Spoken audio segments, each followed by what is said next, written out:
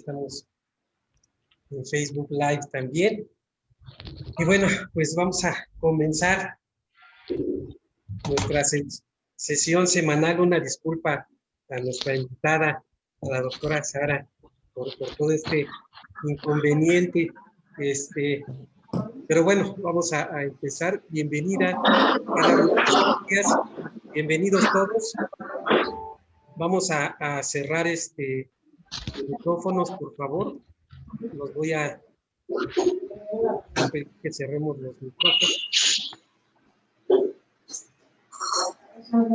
Bueno, vamos a silenciar todos, y excepto el de Sara. Muchas gracias. Bienvenida, Sara. Buenas tardes a todos. Disculpen el inconveniente.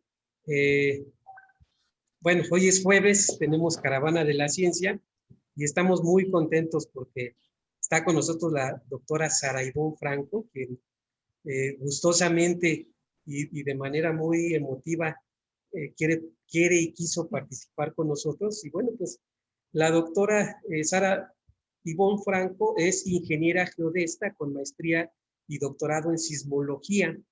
Es muy buena programadora, lo que considera una suerte porque es indispensable para su trabajo. Disfruta mucho de las actividades al aire libre, sobre todo en compañía de su familia. Es una orgullosa madre de 2 hijos y una gran admiradora de su esposo, quien es investigador de la UNAM, y por ahí a lo mejor también va a querer participar con nosotros. Y además es coordinador científico del Geoparque Comarca Miñera. Se considera una persona con conciencia social y empatía con el prójimo, y aunque no es una persona de muchas marchas y mítines, es protestona y trata de combatir lo que considera injusto, tanto en el ámbito personal como en el laboral. Además, le encantan los animales, ya que tiene 9 mascotas. Y bueno, pues muchas gracias, Sara, bienvenida, y pues te dejamos iniciar. Pues muchísimas gracias. Antes que nada, otra vez agradecerles muy enfáticamente la invitación. De verdad que estoy muy emocionada. Siempre me gusta platicar de mi trabajo y bueno, se los agradezco mucho. Les agradezco mucho la presencia a todos ustedes. Espero no hacerlo tan mal. Es la primera vez que doy una charla de este tipo de divulgación de manera virtual. Entonces, para los que me conocen o me han visto en algunas charlas, si a veces me trabo y soy medio sosa, creo que ahora se me va a complicar un poco más. Pero bueno, espero hacerlo bien, o al menos que ustedes lo disfruten, ¿no? Les agradezco muchísimo. Y como mencionó Marco, pues mi nombre es Sara Franco. Yo trabajo soy académica del Instituto de Geofísica de la UNAM. Soy ingeniera geodesta con la maestría y el doctorado en sismología.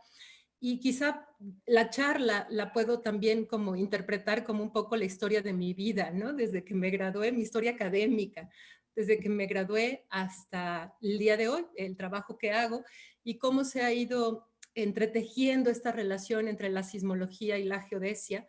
Me atrevo a decir que somos, ahí en el departamento de sismología, que es donde estoy, creo que soy la única que tiene la formación básica de geodesta. Todos son geofísicos en su gran mayoría, pero también hay muchos físicos que son los que principalmente se dedican a esta rama de la sismología, digamos, esta especialización. Y es para poder llevarlos un poco de la mano con esta charla y para llegar a donde quiero llegar, que es entender esta relación del por qué la geodesia y la sismología. Pues les voy a dar como un preámbulo de lo que es ambas ciencias y poco a poco vamos a ir viendo conceptos y manejando ciertas cosas que nos permitan entender por qué es tan importante y por qué una y otra se han entrelazado tanto. Realmente, aunque siempre la sismología desde su inicio utilizó la geodesia para ciertos estudios muy específicos, ha sido esta relación única, ¿no? y tan estrecha, yo creo que tiene de finales del siglo pasado, es decir, de 1997-98 para acá. Entonces, es joven, relativamente tiene poco tiempo, Y como lo vamos a ver a lo largo de la charla, o más bien hacia el final de la charla, este boom de que la sismología y la geodesia se vuelvan tan unidas en el estudio del fenómeno de los temblores, es el desarrollo tecnológico de la geodesia, ¿no? La llegada de los sistemas satelitales, y también lo vamos a platicar un poco. Entonces, para comenzar, pues me gustaría definir lo que es la geodesia y lo que es la sismología. Estoy casi segura que de manera informal todos sabemos lo que es la sismología. La información, todas las definiciones que vienen asociadas a lo que es un temblor, a cómo se estudia un temblor, pues probablemente todos tenemos formación o información que no necesariamente siempre es la más correcta o verídica, pero finalmente tenemos esa noción, ¿no? Sabemos lo que es un temblor, lo hemos sentido, los hemos experimentado, entonces pues finalmente sabemos algo. Cambio en la geodesia, muchas veces la gran mayoría de la gente ni siquiera reconoce la palabra o la había escuchado antes. La geodesia es la ciencia que estudia la forma de la Tierra y su cambio con el tiempo, cómo cambia la forma de la Tierra con el tiempo. Entonces, para poder definir cualquier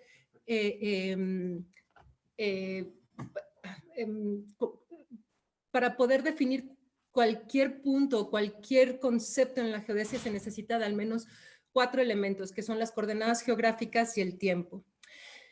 Por otro lado, la sismología como ciencia formal es una ciencia relativamente joven. Empezó la ciencia instrumental o los primeros registros instrumentales en sismología se pudo empezar a registrar el movimiento telúrico, el temblor, a principios del siglo pasado.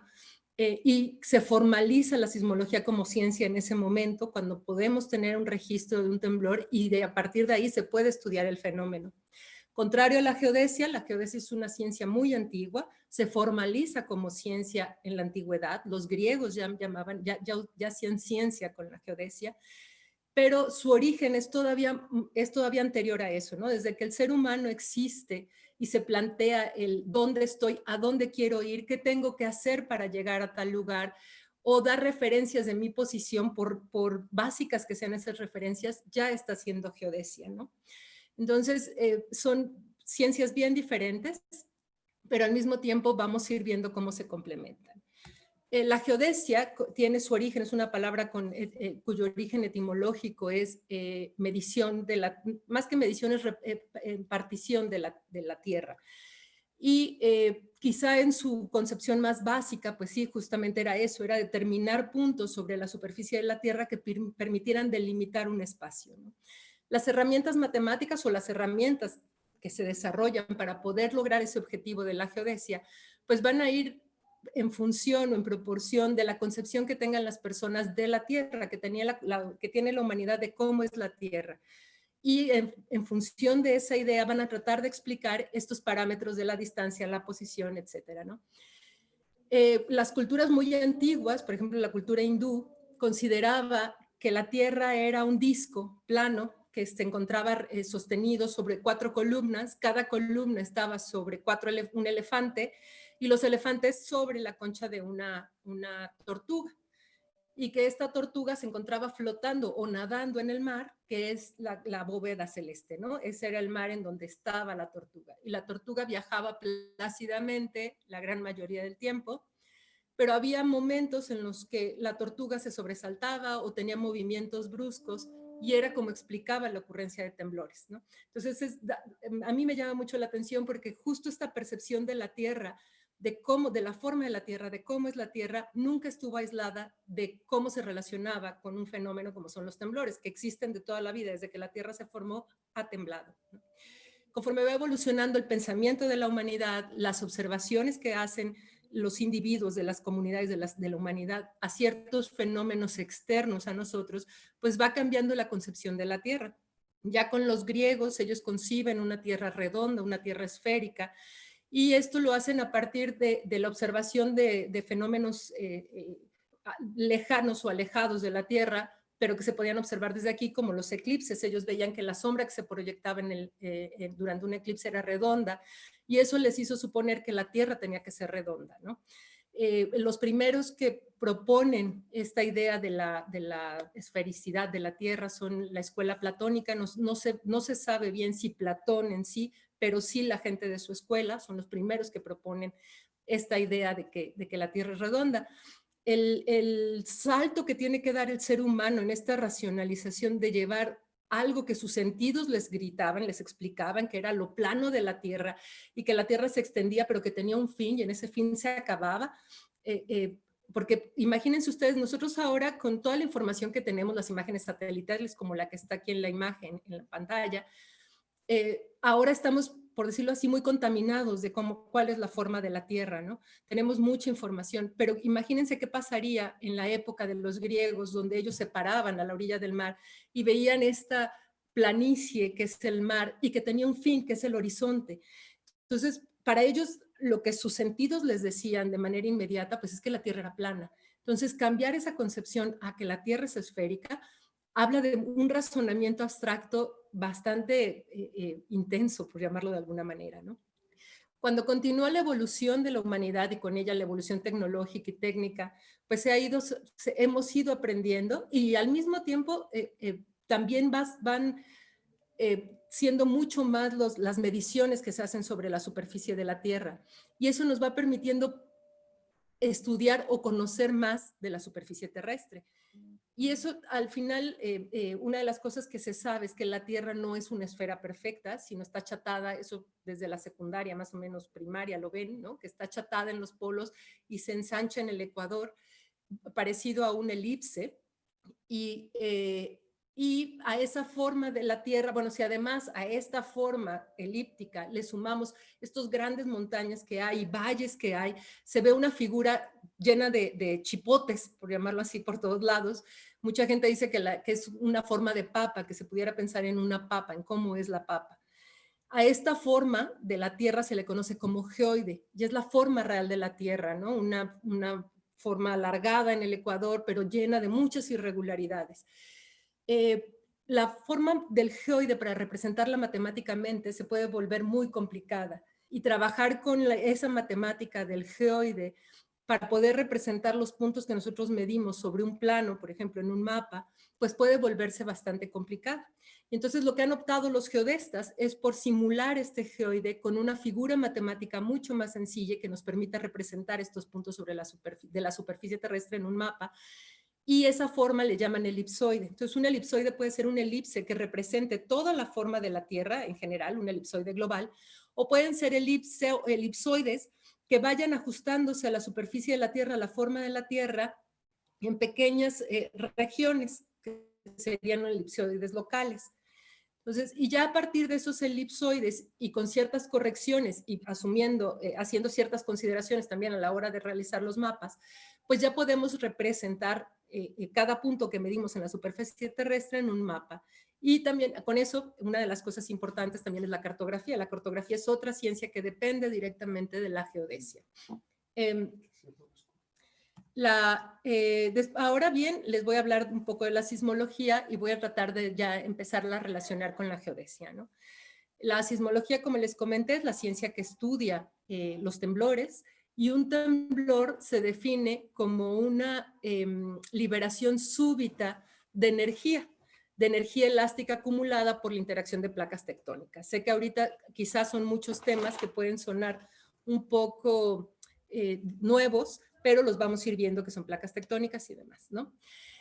Los temblores ocurren en fallas.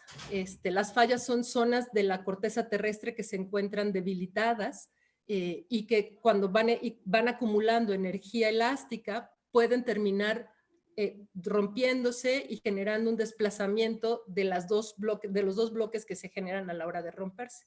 Eso es una falla. Y los temblores normalmente siempre ocurren en una falla. Una manera de los parámetros básicos que definen un temblor son su magnitud, y eso quizá es algo en lo que me voy a detener un poco, en definir qué es la magnitud de un temblor, porque a veces se confunden los términos de magnitud e intensidad. Entonces, la magnitud de un temblor es la energía cuando se rompe esta falla, cuando rompe este pedazo de roca de corteza, lo que va a hacer es libera la energía, y esa cantidad de energía nos va a decir el tamaño del temblor. Sin embargo, ese tamaño del temblor, un temblor muy grande, puede estar muy lejos de poblaciones y por lo tanto no ser sentido en ningún lado o por muy poca gente. Y esa sería la intensidad. La intensidad es el temblor, cuándo ocurre, cómo nos está afectando o cómo lo estamos sintiendo nosotros como población, como seres humanos. A lo mejor un ejemplo que pudiera ayudar es cuando estamos, por ejemplo, trabajando de noche, los que a veces nos tenemos que quedar desvelar trabajando de noche, y estamos en una habitación, todo en nuestro alrededor es oscuro, la casa está oscura, fuera de casa está oscuro, y solamente tenemos una habitación con la luz. Este foco nos está iluminando con cierta potencia, con cierta magnitud, llamámosle así. Y ese foco nos está iluminando ahí en la habitación, pero ¿qué es lo que pasa si nosotros salimos de la habitación al resto de la casa que está oscuro? Pues no importa que ese foco se haya quedado prendido, nosotros fuera de esa habitación no nos influye nada, ni nos ayuda ni nos perjudica la luz que está ahí. Sin embargo, en la habitación, la luz sigue iluminando con la misma potencia a nosotros no estemos. Entonces, esa potencia con la que está iluminando el foco sería el equivalente a la magnitud de un temblor, y el hecho de que nos ilumine solo en la habitación y no fuera de ella sería el equivalente a la intensidad. Nosotros, si nos afecta el temblor, si lo hemos sentido, podemos medir o darle, darle la intensidad. Pero si estamos lejos o estamos fuera, pues la intensidad va a ser nula, no se puede medir la intensidad, pero la magnitud sí la podemos medir independientemente de dónde estemos. Perdón, Sara. Una cosa importante, ¿perdona? Perdón, Sara, tus diapos no se mueven. No, ahorita no le he movido Ok. todavía. Perdón. Sí, es que me han preguntado. No te preocupes. Disculpa. Si bien ahora les platicaba de las placas tectónicas, nosotros las placas tectónicas son, no sé si pueden ver esta figura roja, que todas estas líneas rojas delimitan las placas tectónicas.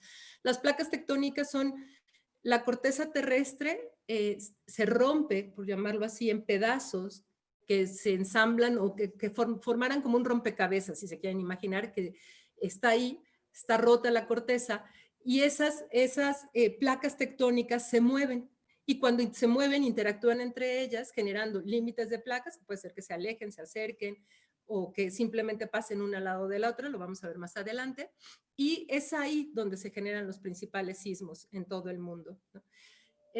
Si les muestro, este es un esquema de mi mundo, y cuando nosotros, esta parte de aquí, bueno, la Tierra es donde nosotros estamos, es la corteza terrestre, que es donde nosotros habitamos, y justo aquí en la corteza terrestre es donde está generándose, están las placas tectónicas moviéndose.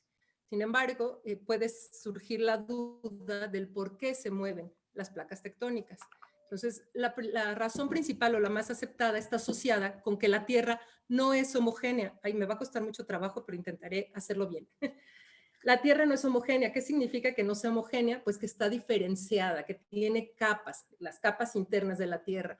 Ustedes pueden ver, no sé si se alcanza a ver, lo más delgadito es una línea negra que está aquí. Esa es la corteza terrestre, es decir, es donde nosotros estamos, y es el único lugar donde pueden ocurrir temblores, porque la corteza terrestre, ustedes pueden salir y ver en el campo, está constituida por rocas. La roca es un material frágil, es un material que tiende a romperse. Y es ahí, en ese tipo de materiales frágiles, donde pueden ocurrir temblores. Después está todo este material naranja que le llamamos manto, que es lo que ocupa el mayor volumen del interior de la Tierra, y el manto no es plástico, no se rompe, se deforma infinitamente. Es un fluido, no sé, en algo que se pudiera asemejar a la consistencia del manto, es en mi época le llamábamos moco de King Kong, pero ahora a mis hijos les dicen slime, entonces no sé cuál término sea más familiar con ustedes, para ustedes, pero es este material que lo puede uno estirar, lo puedes volver a compactar, dejarlo sobre alguna superficie y cuando pasa el tiempo lo ves cómo se va desparramando, perdón por la coloquial de la palabra, pero es un material que fluye muy lentamente, pues algo parecido pasa en el manto, es un fluido, es algo que se deforma muy lentamente pero se mueve. Después tenemos el núcleo de la Tierra que está dividido en un núcleo externo y en un núcleo interno.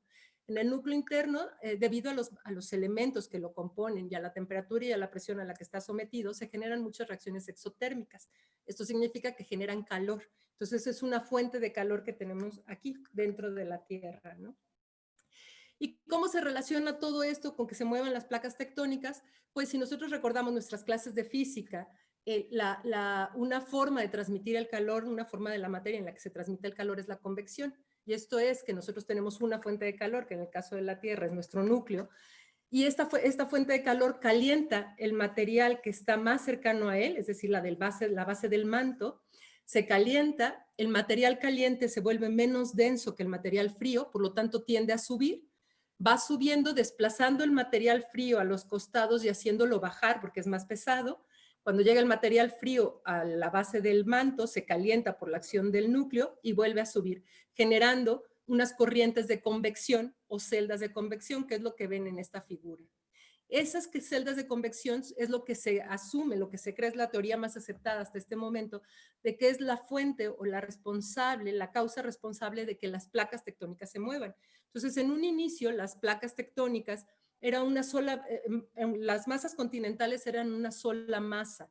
De hecho, la última recreación que se tiene de un supercontinente, es decir, que todas las masas continentales estaban juntas, es Pangea. Pero debido a esta acción del manto, empieza a mover estas masas continentales, empieza a mover las placas también oceánicas, las empieza a separar y empiezan a crear la configuración que conocemos hoy día. Entonces, no sé cómo está acostumbrada la sesión, pero si tienen preguntas hasta aquí o hasta el final, como ustedes me digan, así lo voy haciendo, ¿no? Entonces, dime, Marco. Sí, perdón, la única duda es que como no avanzan tus diapos, no sé si las estás avanzando, tus diapositivas. Ahora sí, ya la avancé. No avanzó ninguna diapositiva. Ah, no me digas. Sí. No sé cómo hacerlo, entonces. A ver, ¿Aquí la ven? Ok, ya te vemos. Ya no. Si la pones en modo de presentación desde tu PowerPoint, ajá. Ahí donde se empieza. No, pero es como la tenía y me dicen que no avanzaba. Ok, te descomparto. Todo esto ya se los dije. Te quito la opción de compartir y te la vuelvo a dar y eliges la pantalla donde está. Porque se las puedo dar sin presentación. Es decir, aquí mismo, si aquí la ven, aquí se las voy cambiando. Ah, ok, perfecto. ¿Sí? Sí. Creo, esta es la figura, esta que estoy señalando ahorita, donde la línea roja es son las placas tectónicas y estas son las celdas de convección que les expliqué. No sé si todo va bien hasta ahí o quieren que vuelva a repetir algo. Bueno, continúo. Entonces, un poco el resumen, pues ya sabemos que la geodesia es la ciencia que estudia la forma de la Tierra y cómo cambia esta forma con respecto al tiempo, ¿no? A lo largo del tiempo.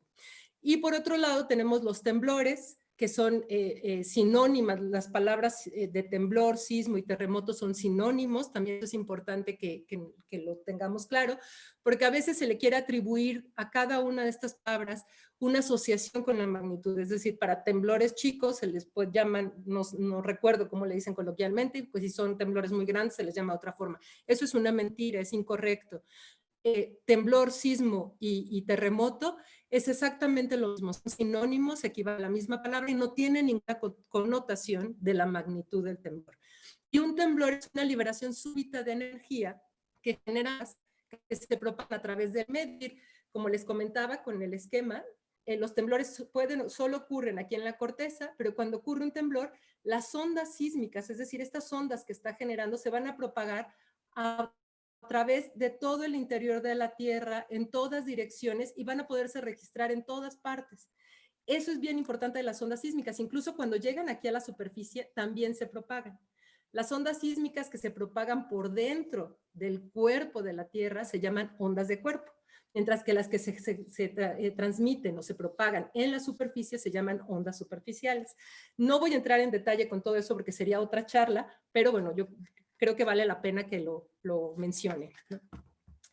Los temblores, como ya les comenté, ocurren en las fallas. Si nosotros pensamos en este bloque como un bloque unido, completamente unido, al cual empezamos a ejercer un esfuerzo, es decir, fuerzas en ciertas direcciones. En este caso voy a ejercer una fuerza en esta dirección y una fuerza contraria en la siguiente dirección. Lo que voy a tener es que voy a terminar rompiendo este bloque, generando que este bloque que inicialmente estaba unido, lo voy a separar en dos bloques que van a tener un movimiento relativo entre ellos. Ese movimiento relativo entre ellos es lo que se conoce como falla. Y justo cuando yo origino el movimiento fuerte, cuando yo lo rompo, es cuando ocurre un temblor.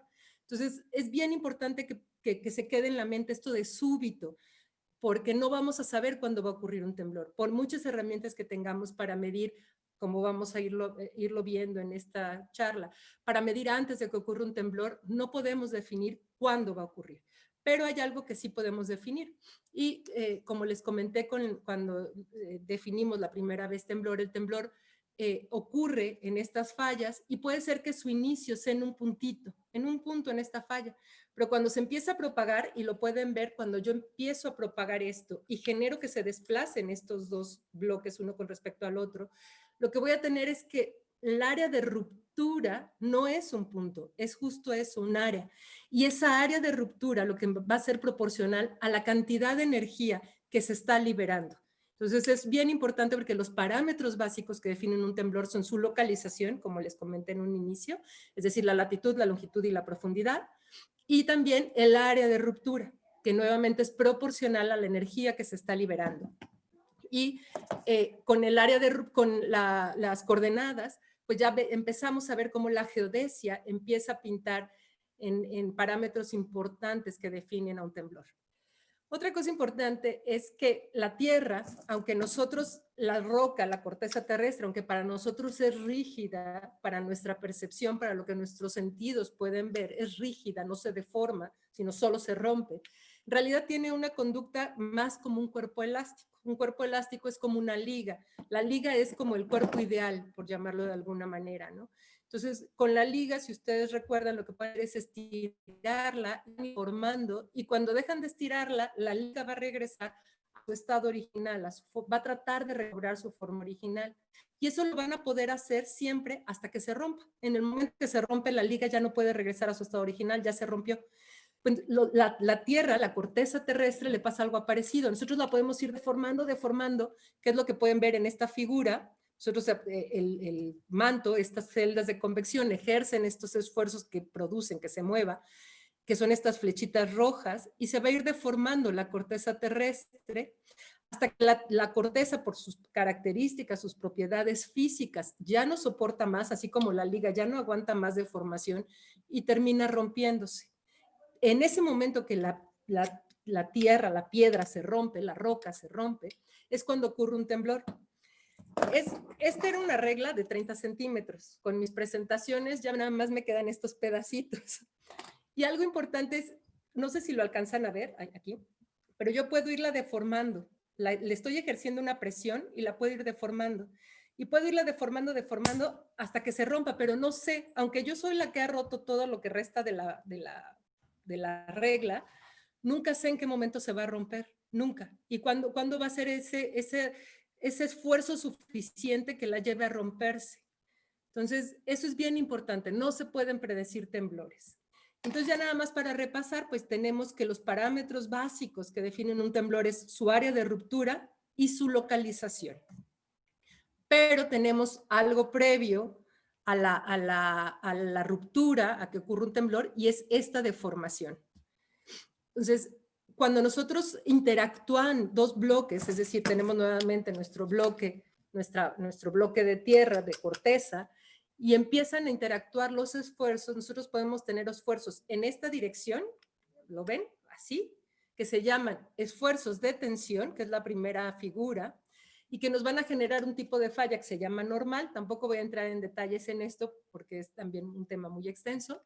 Después tenemos esfuerzos que van de compresión, que es en esta dirección, es decir, en esta dirección, ¿no? Que son de compresión y que nos van a estar generando fallas inversas. Si nosotros apretamos esto mucho, voy a terminar haciendo que se me vaya hacia arriba el bloque, uno de los bloques, ¿no? Eso es una falla inversa. Y después tengo fallas asociadas a esfuerzos de este tipo, esfuerzos de corte, esfuerzos de cizalla.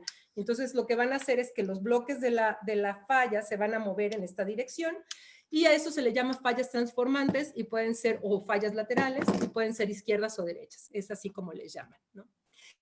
Estas mismas fallas o estas formas de fallas están asociadas a los límites de placas. Es decir, si nosotros recordamos esta figurita donde hablábamos de las celdas de convección, ustedes pueden ver que la celda de convección en esta región está favoreciendo que esta placa de aquí, se mueva y choque con la placa que está aquí abajo. A ese límite de placa que está haciendo que está actuando, se está generando por un movimiento de compresión, se le conoce como un límite convergente, porque dos placas están convergiendo en un mismo punto. Por otro lado, si nosotros nos vamos a esta placa, ustedes pueden ver aquí los esfuerzos, donde son esfuerzos que se separan. Entonces, aquí yo tengo una placa, aquí tengo otra, y esta placa se está alejando, esta placa, a eso le llaman límites divergentes. Y por último tenemos cuando los límites transformantes, que normalmente siempre están asociados a un límite divergente, pero que por cuestiones físicas tiene que tener esta liberación de movimiento lateral y perpendicular a donde se está abriendo el suelo oceánico, ¿no? Entonces, estos movimientos nos dan tres límites de placas, como les comento, que son los convergentes, y en este de los límites convergentes pasa algo muy curioso, porque nosotros tenemos diferentes límites de placas, lo vamos a ver más adelante, pero diferentes tipos de placas, que pueden ser placas continentales, placas oceánicas. Y dependiendo del tipo de placa, va a ser el tipo de material que la conforma. Entonces, las placas oceánicas, por ejemplo, son mucho más densas que las placas continentales. Entonces, si se junta una placa continental con una placa oceánica, la placa oceánica inmediatamente se va a meter debajo de la placa continental, generando zonas de subducción, como la que tenemos en México, donde la trinchera o la falla, nuestra zona de subducción, que es la responsable de la mayoría de los temblores en nuestro país, se llama trinchera mesoamericana. Después, donde las placas están separadas, pero ¿qué es lo que pasa si tenemos dos placas que son muy parecidas, que puedan ser dos placas continentales o dos placas oceánicas, donde los materiales que las conforman son muy parecidas? Lo que van a tener es que van a pelear entre ellas, van a estar luchando, y lo que van a formar son grandes cadenas montañosas que van aumentando la altura y forman masivos muy grandes de cadenas montañosas. Un ejemplo típico es el Himalaya, el Everest, que es la montaña más alta que tenemos sobre la superficie de la Tierra, sin considerar el mar, sobre el nivel, sí, sin considerar el mar. Lo que vamos a tener es asociado a este límite de placa convergente, pero de colisión, es decir, donde están chocando las dos placas y están generando este gran abultamiento que se transforma en cadenas montañosas, ¿no? Después tenemos la divergente, que es donde se separa, es donde se crea piso oceánico nuevo.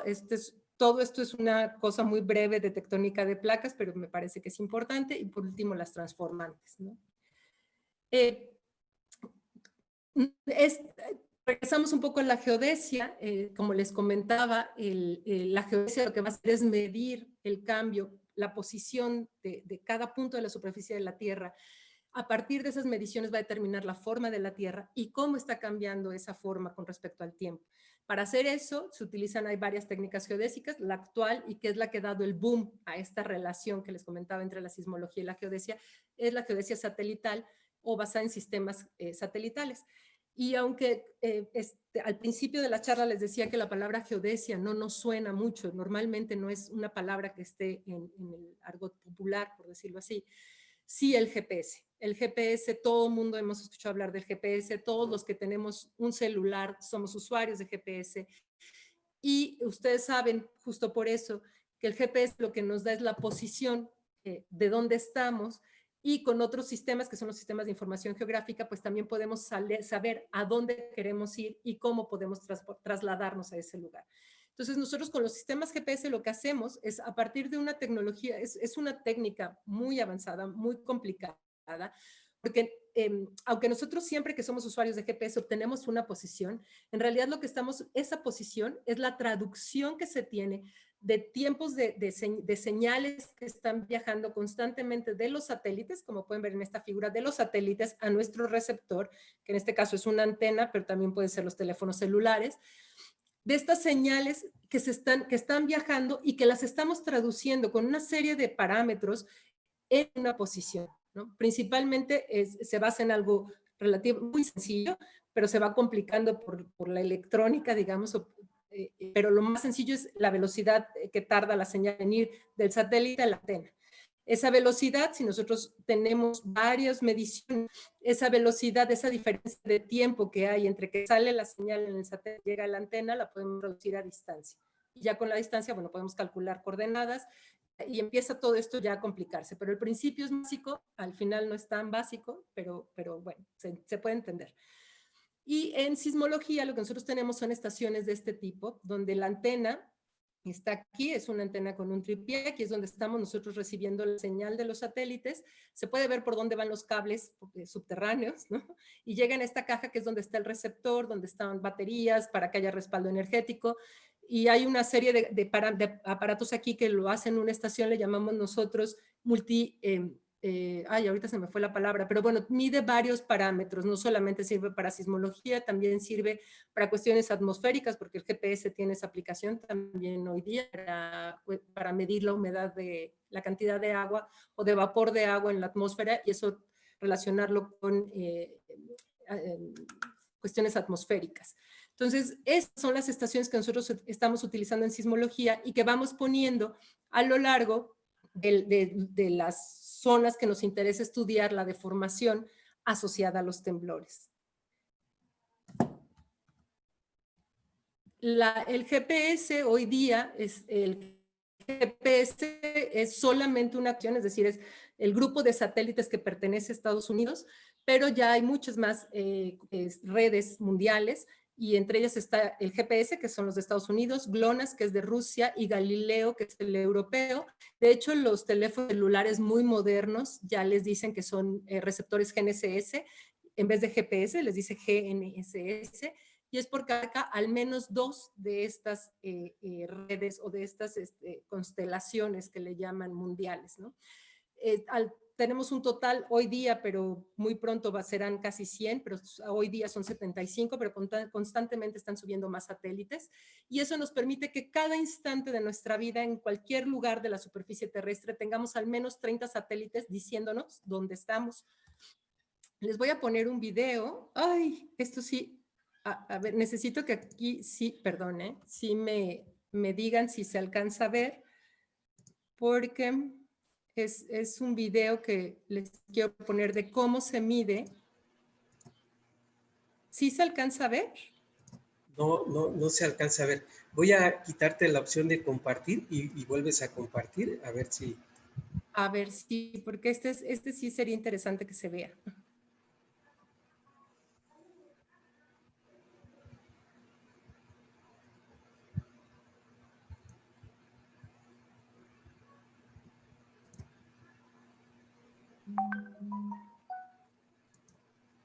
¿Ya vuelvo a compartir, Marco? Sí, si quieres volver a compartir, ya nos compartes la pantalla donde se está viendo tu presentación, por favor. ¿Ahí se ve? Sí, ahí se ve. Sí, ¿y se alcanza a ver el video? No, pero está estático. No sé si le das clic para que empiece a correr. Sí, ahí está corriendo, yo ya lo veo corriendo. ¿Ustedes lo ven? No, está estático. No, sigue estático. Ok, permítanme tantito.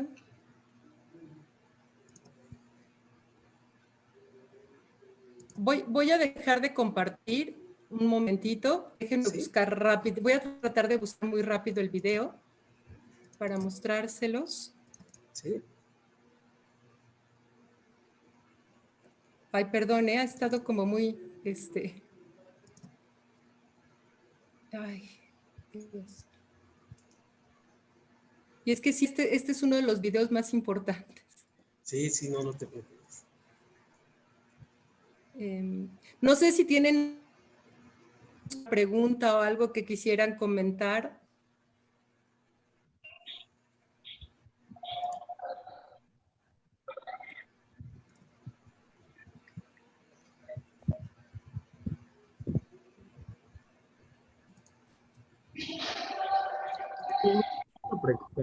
Ok, ya encontré el video, déjenme, les comparto.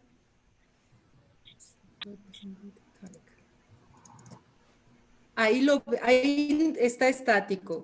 ¿Lo ven ahora sí correr? ¿Sí? Sí, ya se ¿Sí? ve. Perfecto. Sí. Bueno. Qué bueno. Bueno, pues aquí también pueden ver con líneas rojas justamente los límites de las placas en el mundo. Aquí está México. Esta es la placa de Cocos, que es una placa oceánica, ya lo verán. Y aquí está la placa de Norteamérica, que es donde está básicamente todo el país, ¿no? Entonces, lo que vamos a ver es cómo están interactuando esas placas. Aquí es donde les explica el video qué son las placas tectónicas, que es lo que ya platicamos, cómo están divididas, todas las placas tienen nombre. Como pueden ver con estas flechas, las placas se mueven de manera diferente, interactuando entre ellas, generando los límites que ya les platiqué también. A todo este conjunto de ideas de que las placas se mueven, de teorías de aportación científica, se le conoce con el nombre de la teoría de la tectónica de placas. Como les comenté, las placas son diferentes, pueden ser placas oceánicas y placas continentales. Las placas continentales son justamente las que conforman las masas continentales, mientras que las placas oceánicas son las que están en el océano. Estos son los límites de placas que también ya les comenté, placas convergentes, donde los esfuerzos son en esta dirección, divergentes y las transformantes.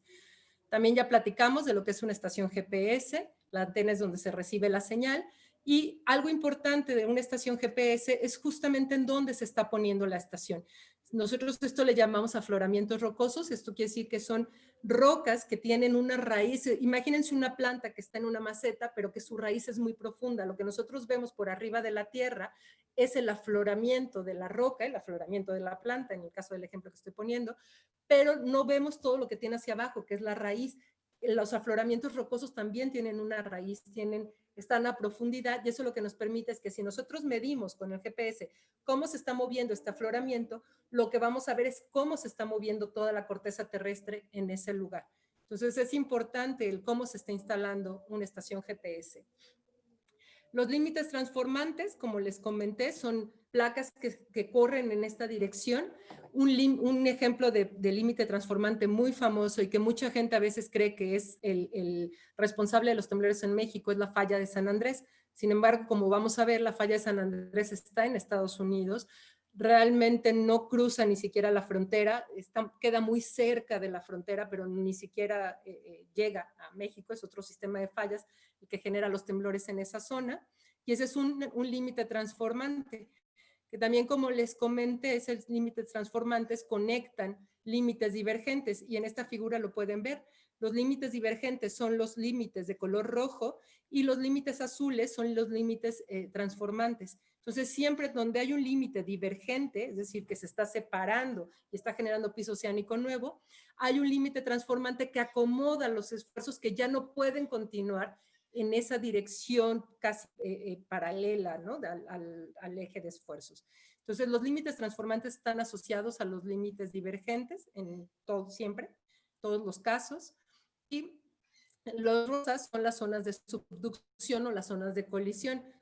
Por acá no se ve, bueno, yo no lo veo, no sé si ustedes sí, pero bueno, ahí en India se ve una zona de colisión, una zona de convergencia, y aquí en México pues tenemos la gran mayoría de nuestros límites, una zona de subducción.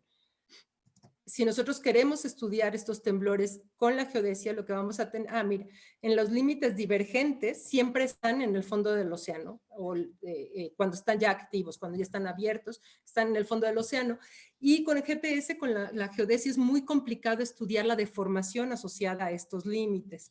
Entonces aquí está el ejemplo de cómo el esfuerzo es en esta dirección, se abre el suelo oceánico, se está generando nuevo piso oceánico y están los límites transformantes. Como les mencionaba, un ejemplo de este es la falla de San Andrés, que conecta dos zonas de apertura. Al norte tenemos una zona de subducción y la zona de subducción, que es cuando una placa se está metiendo por debajo de otra placa, estas ejercen una presión o una deformación de la placa que se mete por debajo y una deformación que se puede observar en la placa por arriba. Pueden hacer el ejercicio con sus manos, donde esta sea una placa que subduce y esta la placa cabalgante. Si nosotros tratamos de meter, vean cómo se dobla mi mano. Es decir, esta placa, que es la que está en la que nosotros estamos, que es el continente, se está deformando y esa deformación nosotros la podemos medir con GPS. Por eso es que están puestas estas antenitas GPS aquí, que van a medir diferentes deformaciones en función de la posición que tienen y de cómo interactúa con la placa de abajo.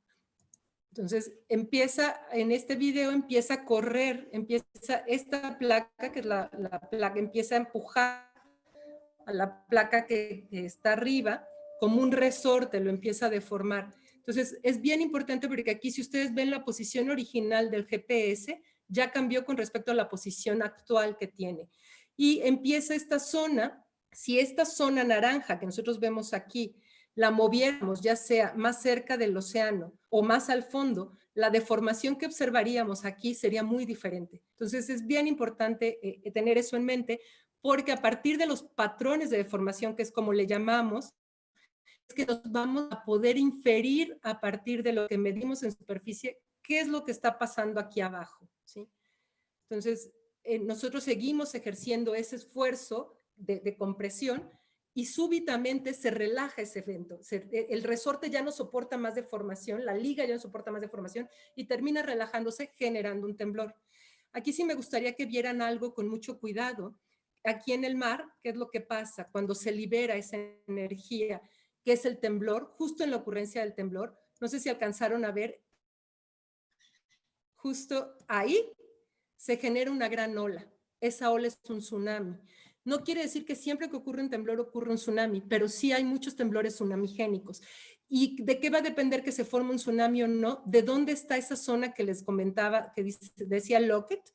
Dependiendo de dónde está esa zona, es que nosotros vamos a poder tener o no un tsunami.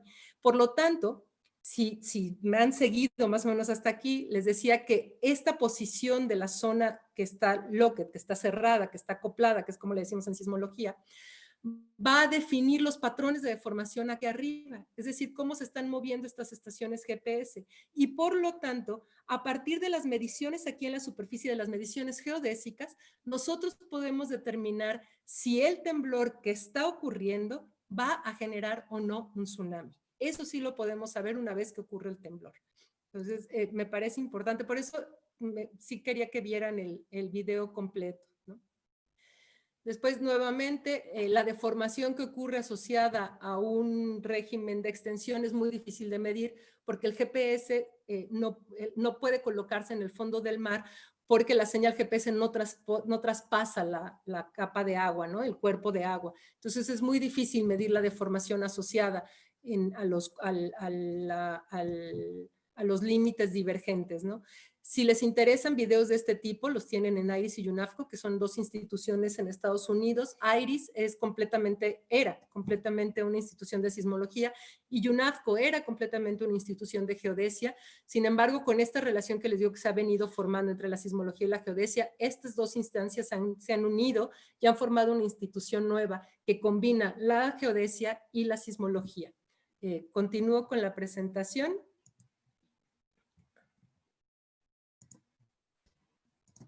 Esto que hemos visto en el video es justamente lo que representamos en esta figura donde está la placa, las placas que están siendo deformadas y que finalmente terminan generando un temblor. Perdón, seguimos Marco? En el video. Ah, perdón.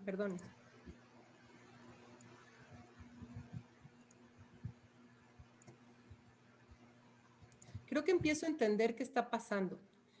Y soy yo. Que no le sé. Ahora sí ya están en la presentación, ¿cierto? Sí, estamos en tu PowerPoint. ¿Sí? Perfecto. Pues bien, esta es la misma diapositiva que les mostré antes, que quizá ahora ya con el video tiene más sentido de cómo se va deformando hasta que se rompe por completo generando un temblor. Esta manifestación en superficie que tiene toda esta acumulación de energía y la liberación súbita de la misma, es a lo que se le conoce en geodesia y asociada a la sismología como ciclo de deformación.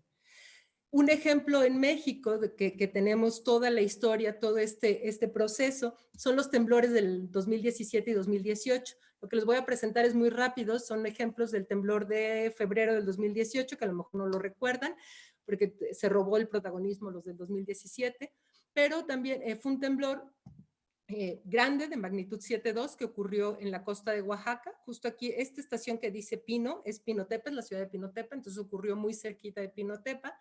Estas son todas las estaciones, bueno, en esta figura todos los triangulitos son algunas de las estaciones que tenemos en el Departamento de Sismología que están justamente para medir la deformación asociada a los temblores que ocurren en la costa. Esta línea azul que ven aquí es la zona de subducción que les he mencionado.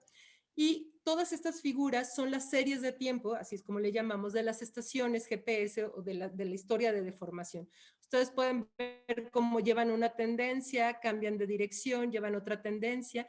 En esta figura, no sé si la alcanzan a ver, se ve claramente como muy plano aquí y luego arriba y un salto, una separación.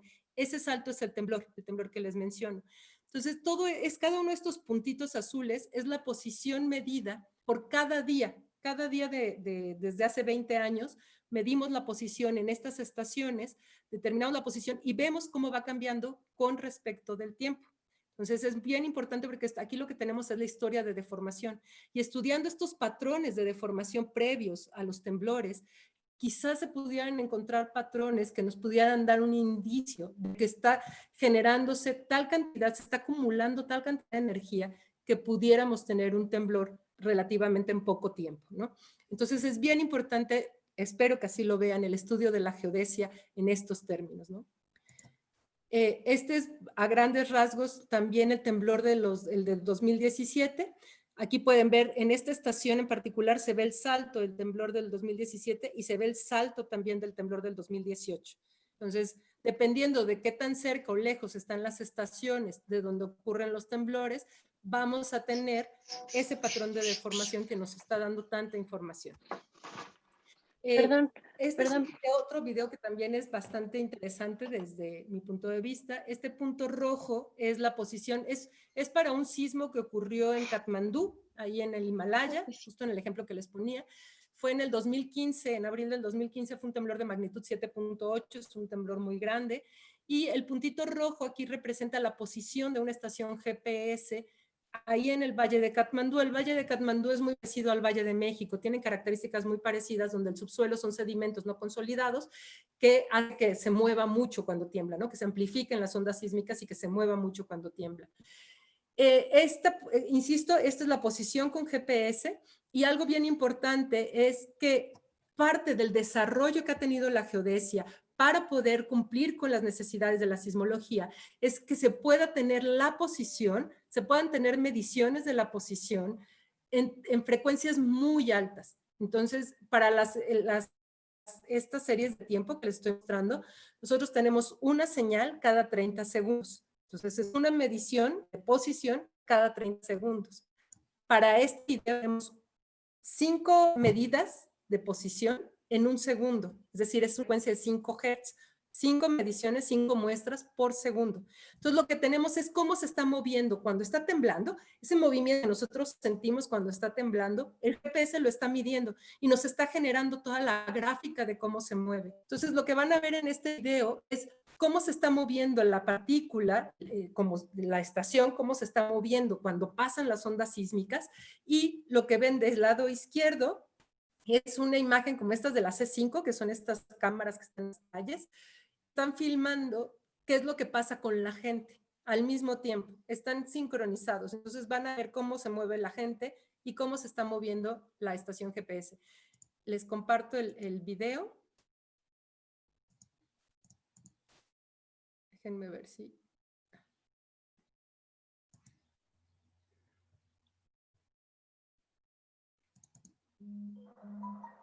No.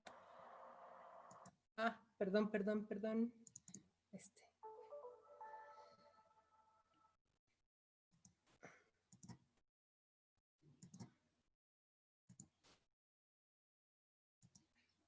Listo.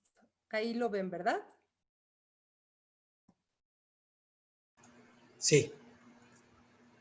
pues aquí va el video.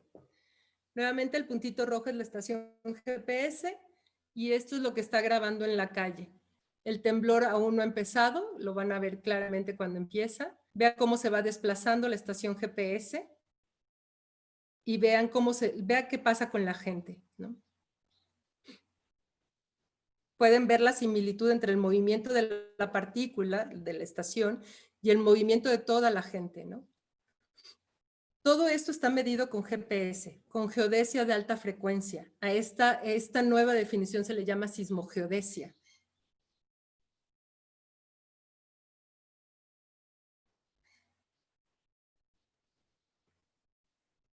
Pueden ver cómo la posición original de la estación era aquí, después termina la posición aquí y vean dónde termina la gente también.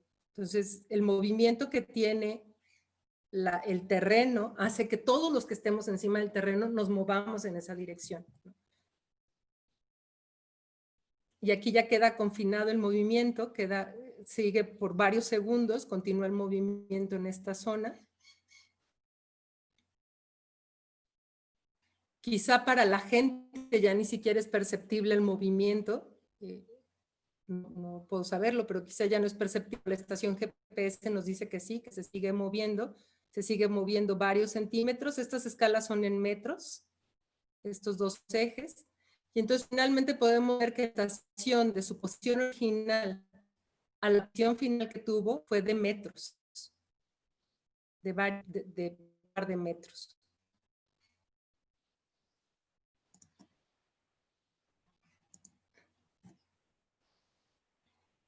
Ay.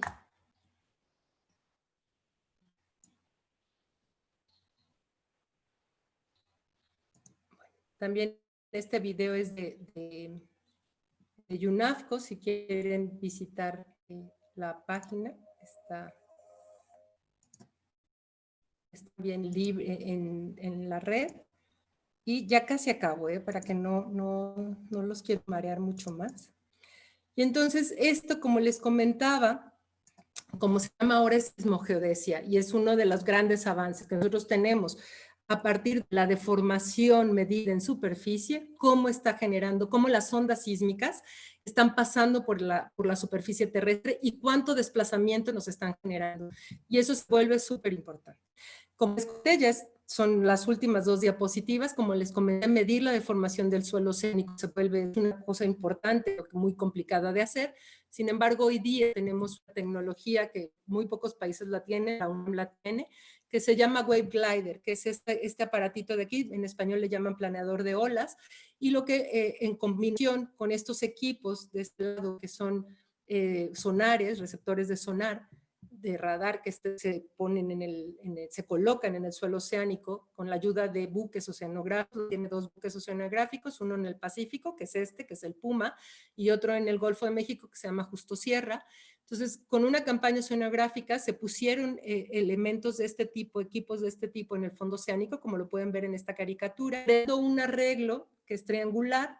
Y cada año se hacen mediciones de dónde está de cómo están estos sensores. Entonces lo que se hace es que se desembarca el Wave Glider, que lo llevamos en el barco, lo desembarcamos cerca de donde está el arreglo. El Wave Glider es un dron acuático, entonces es autónomo, uno le programa la dirección y él va a buscar este arreglo y estas antenas que tiene aquí son antenas GPS. Entonces con estas antenas nosotros estamos recibiendo la posición del Wave Glider no 5 Hz, como era el caso anterior, sino cada 20 Hz. Nosotros tenemos una tasa de muestreo de 20 Hz, es decir, 20 muestras cada segundo de la posición del Wave Glider. Y a su vez, este Wave Glider tiene un sonar, y el sonar está emitiendo un sonido, está emitiendo una señal que es recibida en el fondo del mar por este equipo. Entonces, nuevamente, por esta cuestión básica de la diferencia de tiempos, nosotros mandamos una señal de Wave Glider que llega al fondo del mar, llega a estos equipos que están aquí. Estos equipos le contestan y el tiempo que tarda, el tiempo completo que tarda el de viaje, la señal entre ir y regresar, nos permite determinar la profundidad a la que se encuentran estos equipos. claramente hay varias consideraciones que hay que corregir, ¿no? Porque este tipo de viaje en una columna de agua de mar, pues va a estar influenciada por la temperatura, por la salinidad, las corrientes, por una serie de cosas que tenemos que corregir y que también se están midiendo desde el buque oceanográfico. Esos parámetros se están midiendo para poder corregir la velocidad y determinar con mayor precisión la profundidad. Y por otro lado, tenemos el gran reto tecnológico que todavía estamos trabajando en ello, que es determinar la posición del wave glider con mucha precisión, la posición X, Y y Z, ¿no? Tenemos que saber en qué posición está el wave glider, cada momento de observación, para que una vez que nosotros determinemos las coordenadas de este punto, podamos propagarlas a los puntos del suelo que están en el fondo oceánico. Y una vez que tengamos varias mediciones repetidas de cómo está, de las posiciones del piso oceánico, vamos a generar estas series de tiempo que les enseñé hace rato, no tantas porque es muy caro salir en el barco, además es muy largo, son 28 días por cada campaña. Entonces, vamos a tener la posición de cómo está variando la posición de estos equipos en el fondo oceánico, y eso, sumado con la información que tenemos en tierra y GPS, pues podemos tener un panorama mucho más completo y complicado también de lo que está pasando en las zonas donde se generan los sismos. Esto es más o menos lo que nosotros vemos cuando estamos haciendo las mediciones. Los puntitos azules son las trayectorias que sigue el wave glider. El puntito rojo de aquí del centro es el arreglo que les menciono. Estos puntitos blancos que están aquí es la posición del barco. El barco trata de estar quieto tomando las mediciones, los parámetros de sal, velocidad de corrientes, etcétera. Trata de estar quieto, pero no está del todo quieto, entonces está moviendo y la posición son todos estos puntitos blancos que ven aquí. Nosotros aquí bajamos el wave glider, lo lanzamos al mar y él se va solito a buscar los equipos, y una vez que tenemos comunicación con los equipos del fondo del mar, entonces ya lo mandamos a que haga todas estas trayectorias para poder estar midiendo como la posición de los equipos del fondo del mar. Con esto acabo mi charla. Espero les haya gustado y haya quedado clara la relación de la sismogeodesia o de la geodesia con la sismología que dan como resultado la sismogeodesia. Muchísimas gracias.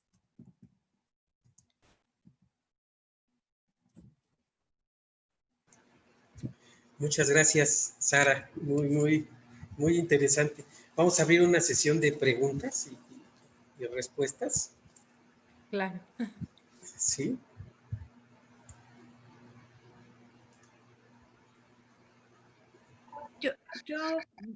Perdón, Vanessa. Sí, adelante, Vanessa.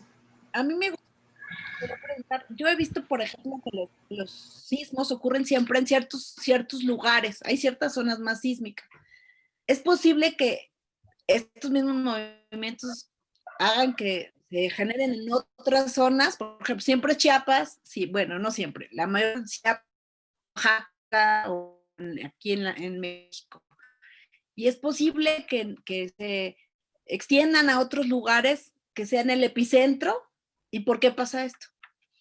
Bueno, sí, o sea, creo que la respuesta corta es sí, pero no necesariamente es la más correcta, porque si recuerdan en las diapositivas que les he mostrado, esta parte de la zona de ruptura, del área de ruptura, lo que hace es que cuando se genera el temblor y se expande por esta área de ruptura, puede ser que el área de ruptura invada otra zona donde están los esfuerzos actuando y están ya como muy maduros, muy a punto también de romper en un temblor, de liberar, de ya no aguantar más y también liberar la energía en un temblor.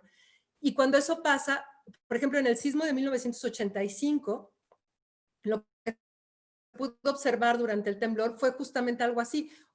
Empieza el temblor en una zona, se va propagando las ondas sísmicas, la energía sísmica se va propagando y llega a otra zona que le llamamos una zona madura, así es como se le dice, y esa zona madura con la energía que se le está sumando o añadiendo con esta propagación de las ondas sísmicas, termina finalmente por también romper y es lo que hace que se vuelva un temblor tan grande.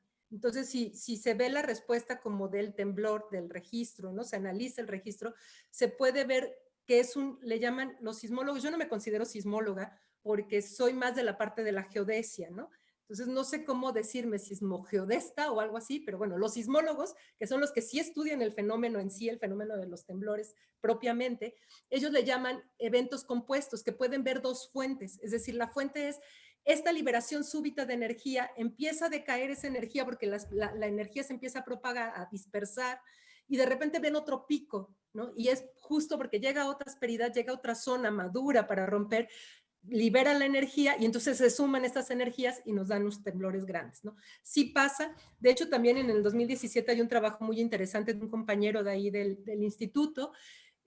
Todavía les quería presentar cosas, pero es un trabajo que está en preparación, está tratando de publicarlo, entonces no quise boicotear la información. Y él lo que ve es, hace un análisis de cómo desde algo que no les dije en la presentación son los sismos lentos, que es una liberación de energía que no excita ondas sísmicas, pero que sí se ve con el GPS, ¿no? Y entonces él lo que hace es todo un análisis de cómo están ocurriendo sismos lentos en la costa del Pacífico, esta liberación de energía que no excita temblores, y cómo se va asociando con el temblor del 8 de septiembre primero, después cómo se asocia con el temblor del 19 de septiembre, cómo se asocia con el temblor de febrero del 2018, y eso cómo está asociado con un chorro de puntitos en todo el país, en la costa, de sismos lentos, ¿no? Es decir, de liberación de energía que no excita ondas sísmicas. Y de verdad hay hasta una peliculita que ojalá haya en algún momento la oportunidad de que se las muestre o se las comparta, donde pueden ver cómo va esta deformación y ocurre el temblor y cómo se vuelve todo loco, ¿no? De los vectores, cambian de dirección para todos lados. Entonces sí se relacionan los temblores entre ellos, no necesariamente terminan todos generando otro temblor, porque necesitamos que las características de las zonas adyacentes, es decir, que están cerquita, tengan las características de generar un temblor, ¿no? O sea, este puntito en el que tú le das un poquito más de fuerza y termina rompiendo, necesitamos que estén ahí, ¿no? No sé si contesté tu pregunta, pero me emocioné al menos intentándolo. Sí, muchas gracias. Gracias, Vania. Muchas gracias. Tenemos una pregunta de Facebook Live. Anita Hernández dice, pregunta si en México hay alguna especialidad donde se estudie la relación de geodesia con sismicidad y si es posible que por favor repita dónde conseguir los videos que mostró la ponente. Claro. La especialidad de la sismogeodesia, hay que estudiar geodesia primero, de licenciatura, y después hacer la maestría en sismología. Y ahora los geofísicos, los ingenieros geofísicos hacen bastante geodesia, ¿no? Incluida la carrera de ingeniería geofísica en la Facultad de Ingeniería, lleva un módulo de sismología cuando se quieren orientar a la sismología, y ahora llevan mucho más geodesia que cuando yo estudiaba, ¿no? Entonces, creo que sí, estudiando geofísica en el módulo de sismología, pues pueden tener una preparación en este sentido, pero si no, ahí está el posgrado siempre esperándolos, ¿no? La información es UNAVCO, así lo pueden buscar en Google, UNAVCO, UNAVCO, y en la otra institución es IRIS, es IRIS. Lo pueden googlear y los manda directo. Son las primeras opciones que salen en cada caso. Y están sus canales de YouTube de los dos. Entonces ahí pueden entrar a los canales de YouTube de UNAVCO o de IRIS y ahí están toda la información disponible. Pueden echarse un clavado y hay muchas cosas muy padres. Ok. Ojalá haya quedado. ¿Sí? Es que traigo mascarilla y no me la puedo quitar donde estoy. Espero que se escuche, ¿sí? A ver, sí, te escuchamos, Armando. Bueno, felicitaciones a Sara por esta plática tan interesante, tan didáctica. Y bueno, dice que era la primera vez, parece que tiene muchas veces haciendo esto. Felicidades, Sara. Gracias. La forma de la Tierra solo depende de factores terrestres como los movimientos del manto y estas cuestiones que nos has explicado, o también factores externos propios de lo que ocurre en el sistema solar. Efectivamente, la forma de la Tierra es el resultado de la interacción de la Tierra con todo su medio, tanto al interior como al exterior. De hecho, yo creo que para la forma de la Tierra influye mucho más la parte exterior, la posición de la Tierra, su interacción con la Luna, las mareas, los movimientos propios de la Tierra, ¿no? Todo eso influye más en la forma de la Tierra y sí, sin duda son las dos, ¿no? Interior y exterior. Sí. Muy bien, muchas gracias. Listo, Armando. Por aquí vemos que María Inés y Luego, Ricardo Jesús. Hola, buenas tardes. Felicidades a la ponente. Mi nombre es María Inés y excelente, me encantó, entendí a pesar de no tener pues esa área. Muchas felicidades. Y bueno, yo tengo una pregunta a lo mejor muy simple, pero es con referente a las aplicaciones que existen en los celulares para como predecir o avisar a las personas que tienen esa aplicación que va a ocurrir un sismo o un terremoto. Yo no tengo esa Ok. aplicación, pero he observado que algunas personas sí la tienen y la usan. Pero también me he preguntado si en ese tipo de aplicaciones qué tan confiables son o predicen todos los sismos, porque al parecer ocurren diario o a cada rato, solo que no los sentimos y algunos sí se sienten. ¿Cuál sería como la más confiable de las aplicaciones que pudiéramos adquirir si existe esa información? Gracias. Bueno, muchas gracias por todas las cosas bonitas, ¿no?, que me dijo antes. Y tratando de dar respuesta, no se pueden predecir, los temblores no se pueden predecir. Las aplicaciones lo que son alertas, y una alerta funciona, o las alertas sísmicas están pensadas para avisar con tiempo en algunos lugares que un temblor ya está ocurriendo en otro lugar. Entonces, por ejemplo, si ocurre un temblor en Guerrero, en Acapulco, la Ciudad de México ya está ocurriendo el temblor, o sea, el temblor ya está pasando, está generando, digamos, sus primeros momentitos de esta liberación de energía, se registra en las estaciones sismológicas que están en la costa, y entonces esas estaciones mandan por sonido, ¿no?, mandan la señal a la Ciudad de México de que un temblor está ocurriendo en Guerrero. Como viaja mucho más rápido la señal de sonido que las ondas sísmicas, le da tiempo a la Ciudad de México de tomar precauciones de que un temblor está ocurriendo. Pero no, hasta ese momento tenemos una magnitud aproximada, pero no una magnitud ya precisa. Pero ya con esa magnitud aproximada, los que vivimos en la Ciudad de México podemos tomar acciones preventivas. Por eso son tan importantes los simulacros, es tan importante saber qué hacer, tener estos planes de protección civil que tanto nos insisten las autoridades, ¿no? Porque son relativamente pocos segundos que nos permiten hacer algo. Y ese algo puede ser salvar vidas, ¿no?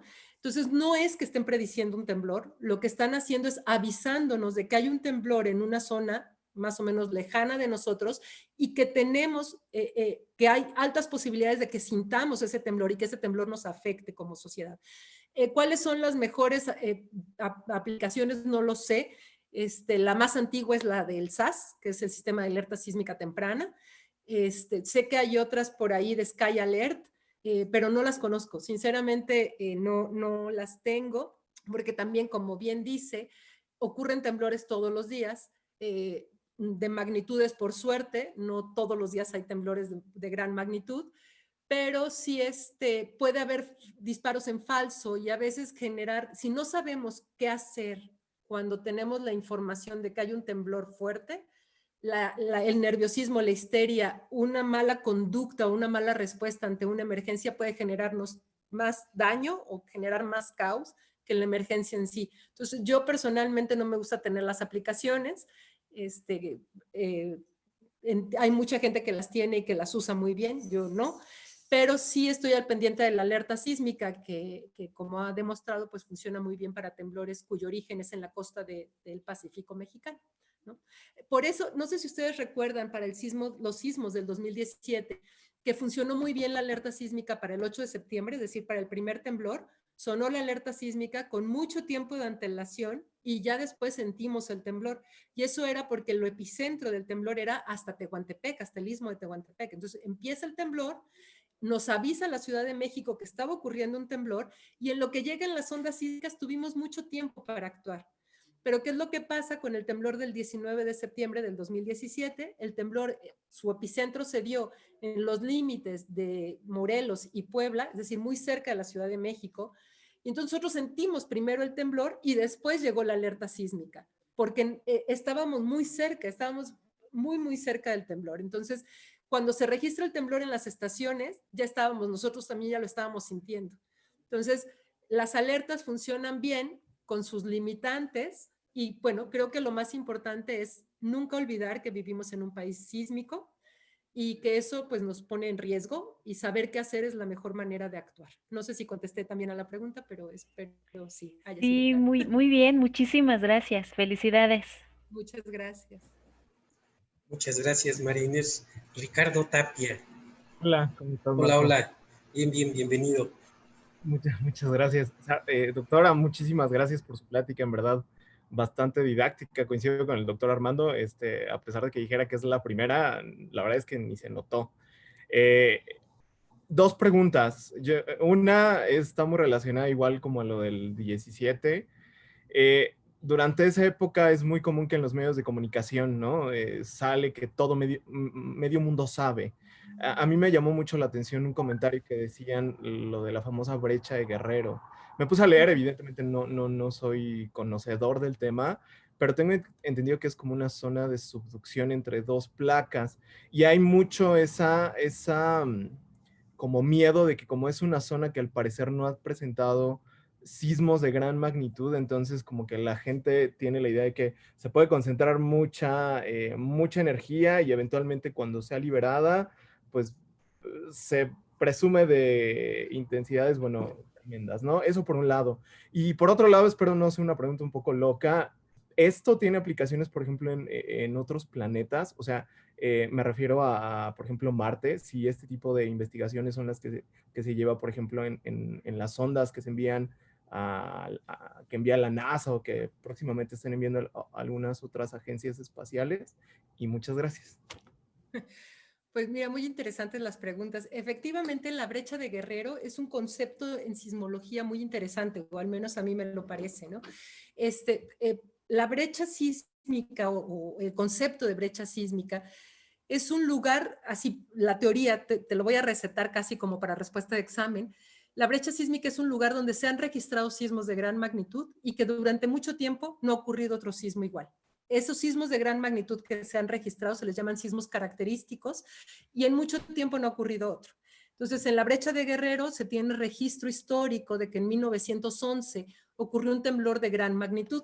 Se tiene el registro histórico, pero aunque se tiene el registro instrumental, en esa época, dar la posición correcta del dónde ocurrió un temblor, pues seguramente no era tan fácil o tan preciso como es hoy día, ¿no? Entonces, quizá la posición se mueve un poco de donde decimos o donde se dice que ocurrió, pero bueno, finalmente para cuestiones de ciencia y también de riesgo, pues vale la pena considerar que ocurrió ahí en Guerrero, que ocurrió en la brecha sísmica, y se estima hay que mantener en mente que el registro instrumental de los temblores tiene muy poco tiempo, es de principios del siglo pasado, y entonces estimar que en esa zona ocurren temblores cada 150 años, 100 años, bueno, también te deja un margen de error muy grande, porque en realidad de registro instrumental solo tenemos este.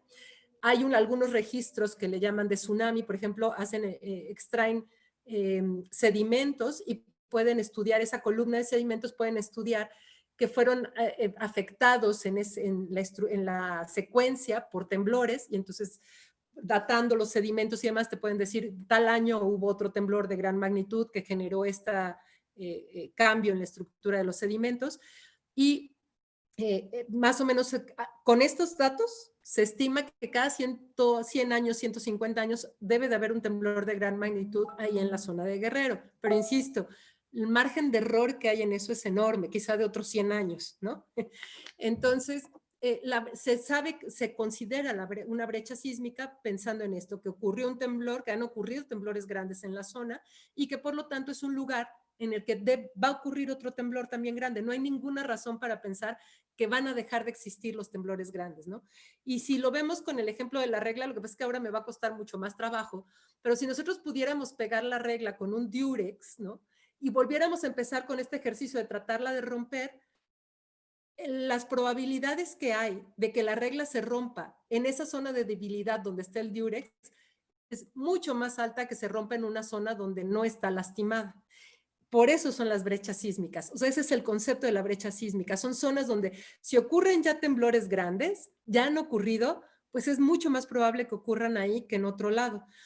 Ahora hay muchos estudios que dicen exactamente lo contrario, ¿no? Y lo hemos visto más o menos en México. El único lugar donde no ha temblado, habiendo temblores tan grandes como los del 2017 y el del 2018 y en los 90 en Colima y en Michoacán, en el 85 y en Colima en el 92, pues ha temblado por todos lados menos en la brecha de Guerrero, ¿no? Y hay estudios que dicen eso, que en las brechas de Guerrero es donde, al revés, en las brechas de Guerrero, en las brechas, es en los lugares donde la probabilidad de que tiemble es menor, en función solamente del número de temblores que se registran.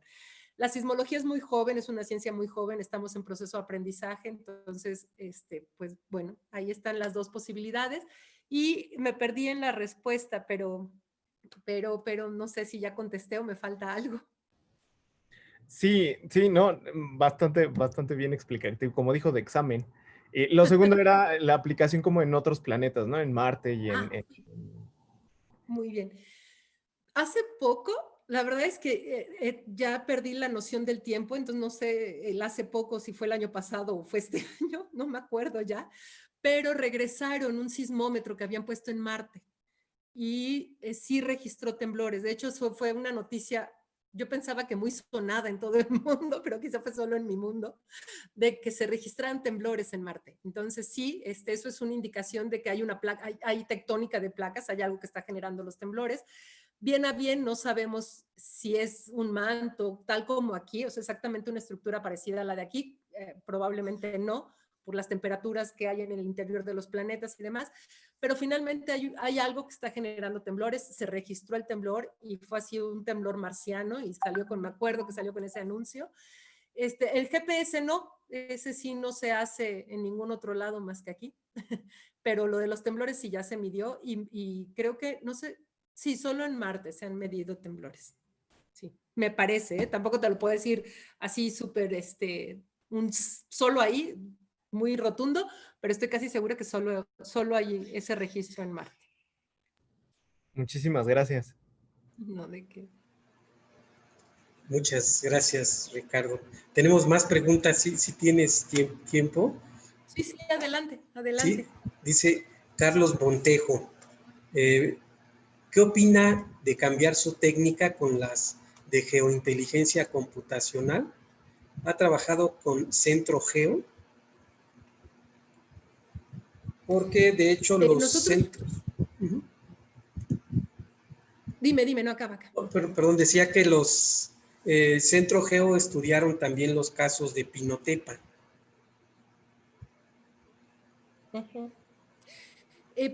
A ver, no sé si estoy entendiendo del todo la pregunta, pero nosotros lo que hacemos es, usamos la computación para hacer el análisis de los datos, ¿no? Pero no podemos, y claro, una vez que tenemos los datos se pueden modelar, se pueden sacar modelos teóricos, se pueden hacer muchas cosas y sí se necesita infraestructura de computación. Y efectivamente nosotros hacemos todo eso.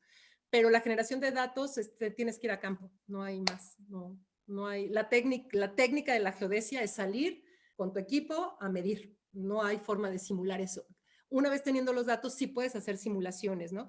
O una vez que tienes, por ejemplo, determinados los parámetros de un temblor, puedes hacer varias simulaciones de cómo esperarías que se deformara la superficie de la Tierra, varias cosas, ¿no? Pero el dato solo lo podemos obtener si vamos con nuestros equipos, antes cargando un teodolito aquí atrás o un nivel, ahora cargando nuestro equipo GPS, pero siempre hay que salir a campo. Sí.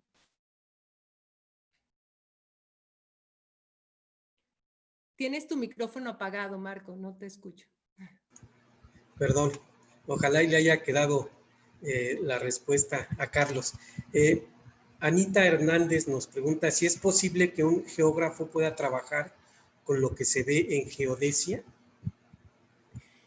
Sí, claro que sí, sí, sí, la geografía está relacionada con la geodesia, sí se puede trabajar, claro. Sí. Ok, porque dice que en cuanto a la base de los conocimientos, pues mucho de lo explicado se maneja en geografía, pero la parte de física no tanto. Sí, lo sé. Ok, muchas gracias. Yo tengo una pregunta. Sara, ¿con qué precisión se mide el GPS? Yo recuerdo que cuando empezó el GPS se ha utilizado siempre mucho para estudios de campo, ¿no? Para crear rutas, para ver los biólogos, ver vectores donde hay alguna zona endémica, etcétera, etcétera. Pero yo me acuerdo que hablábamos hace 10 años, 15 años probablemente, de 3 GPS de uso comercial para hacer estas actividades, ¿no? Que eran unos aparatitos adicionales al celular, ¿no? Ahora los tenemos en el celular. Pero tú comentabas que se trabajaba con 27 GPS. Había 27 GPS de precisión. Esto traducido en precisión milimétrica, en métrica, en algún sistema, ¿qué quiere decir? ¿A qué distancia estamos de la realidad? A ver, tengo que precisar como varias cosas. Cuando yo digo de los 30 GPS, en realidad lo que estoy diciendo son 30 satélites que están en la órbita, en el espacio, girando alrededor de la Tierra en sus propias órbitas, y son 75, o sea, son más de 75 satélites. Y esos satélites todos están mandando información a la Tierra, absolutamente todos. Y entonces con esos 75 satélites garantizamos que en cualquier momento que tú salgas con un receptor de esa señal, tú poder ver al menos 30 satélites en el cielo, así le llamamos, ¿no? En el cielo que tienes despejado, vas a poder estar recibiendo la señal de al menos 30. ¿Qué significa esto? No es que tengas 30 receptores o 30 satélites, sí, satélites sí, pero no 30 receptores, sino en un solo receptor, tú recibes la información de todos los satélites, de estos 30 satélites al menos, ¿no? Sí. Y esto claramente tiene una traducción, un impacto en la precisión, que ahí viene otra segunda cosa que hay que recalcar, y es que los GPS o el sistema ahora se llaman GNSS, que son sistemas satelitales de navegación global, porque el GPS solo es la constelación que pertenece a Estados Unidos. Y ahora también tenemos constelaciones rusas y constelaciones europeas que todos estamos midiendo, sobre todo con los celulares modernos, ¿no? Y el GPS nosotros podemos obtener dos tipos de coordenadas, digamos, ¿no? Las coordenadas que son por navegación, que es, llega la señal GPS a nuestro receptor, en este caso puede ser nuestro teléfono celular, llega la señal GPS a las antenas del receptor y con el software que tiene nuestro teléfono, convertimos esa información de las señales, de la frecuencia de la señal, principalmente es la frecuencia, pero también el tiempo de retraso que tiene la señal entre que salió del satélite y llegó a nuestro celular. Toda esa información viene en la señal, viene montada en la señal GNSS, y nuestros celulares tienen el software para decodificarla y convertirla de manera muy rápida a una posición. Esas son posiciones de navegación. La precisión que obtenemos nosotros con posiciones de navegación puede incluso hoy día llegar a ser de 1 metro, dependiendo de la cobertura que tengamos, a lo mejor un poco menos, ¿no? Y en la componente vertical, esa precisión se ve desfavorecida, ¿no? Es peor, tiene mucho más error en la componente vertical, pero en la componente horizontal puede llegar a ser de centímetros incluso.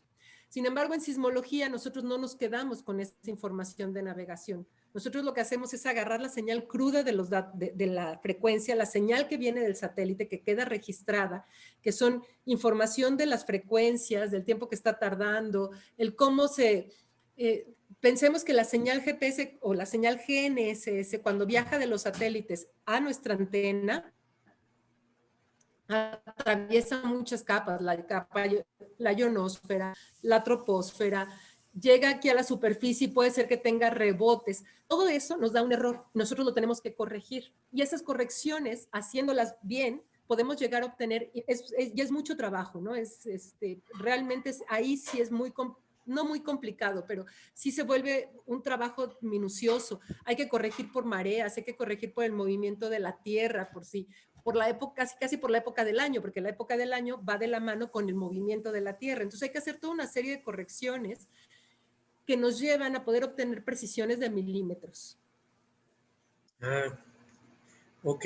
Sí, sí, muchas gracias. Sí, realmente formulé mal la pregunta. Te quería preguntar cuántos satélites hay alrededor de un GPS, no cuántos GPS para hacerlo, ¿no? Me disculpo por la pregunta, por toda esa explicación, pero muchas gracias. ¿Alguien más que nos desee preguntar algo, que le desee preguntar algo a la Hola, doctora? bueno, más Ever, que bienvenida. pregunta, pues una felicitación tremenda, doctora. Ay, fue una plática increíble. Eh, yo quedé así, oh, por Dios.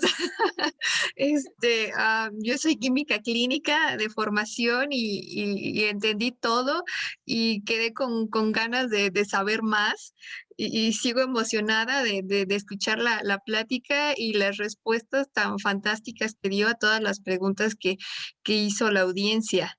Y pues nada más.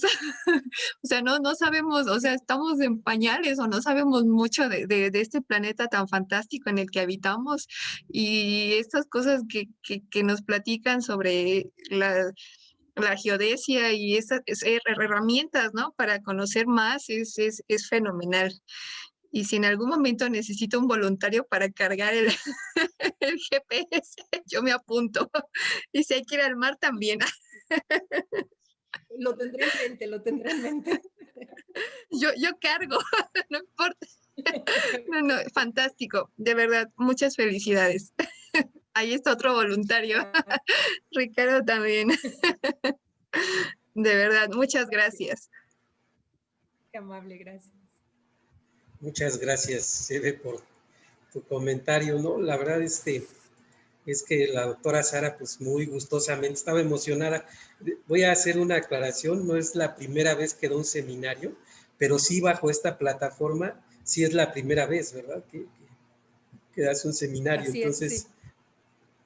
esa era parte del nerviosismo. Pues, si quieren, encendemos las cámaras.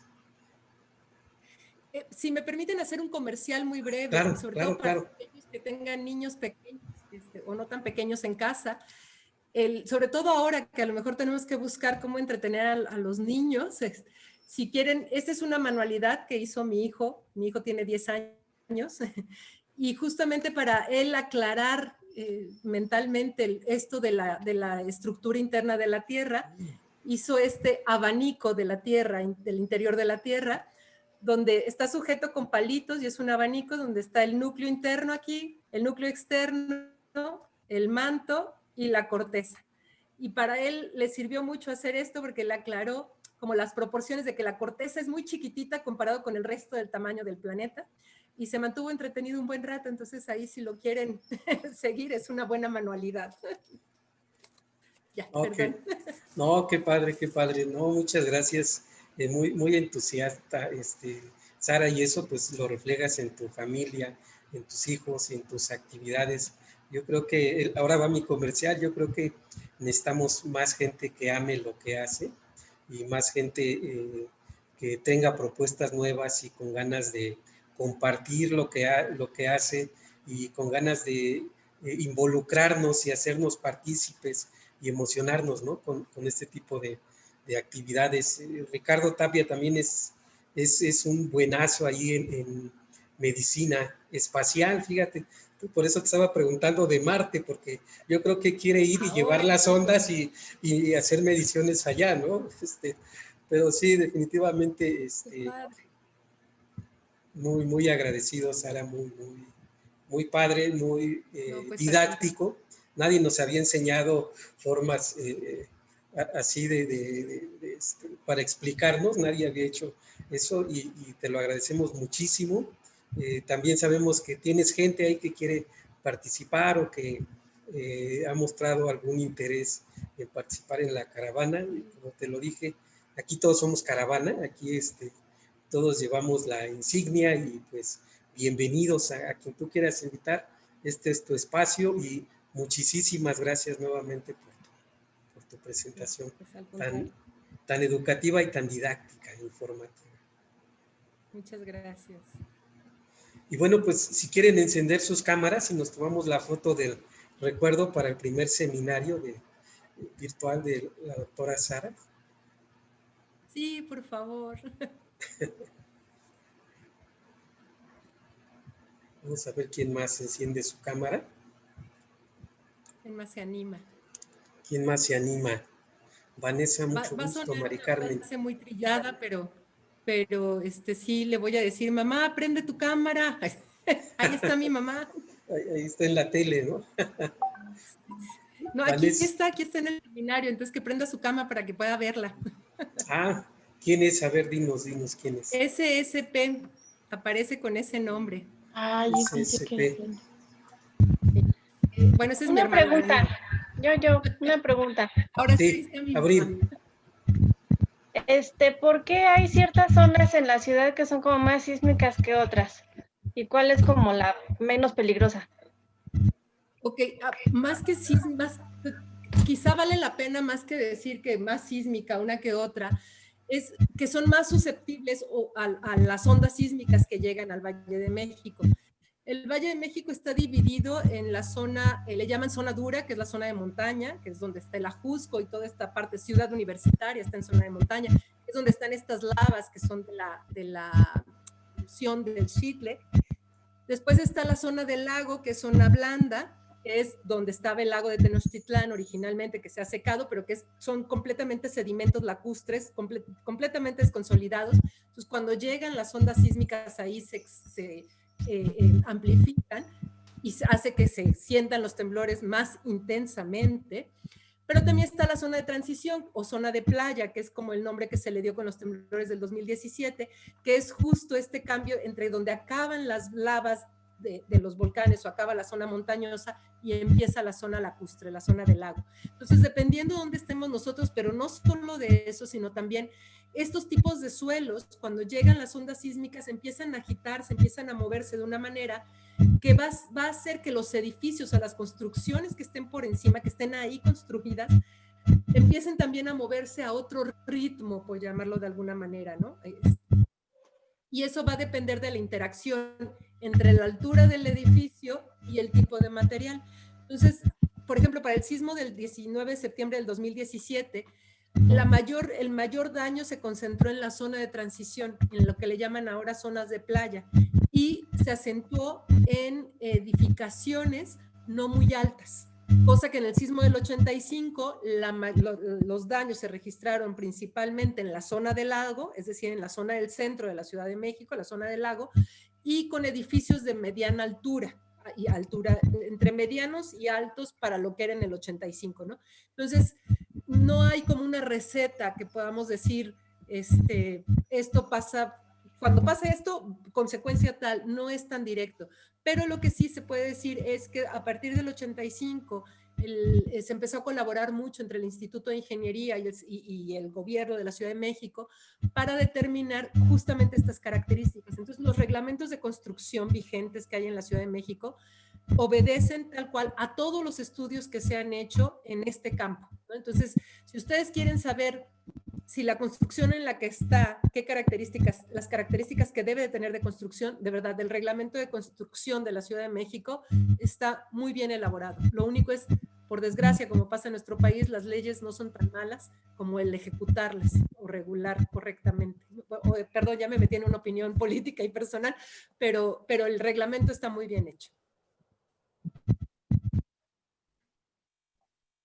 Espero haber respondido bien.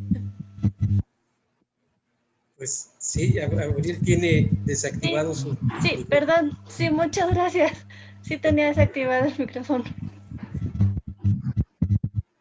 Hoy pues ya prendió la cámara tu mami.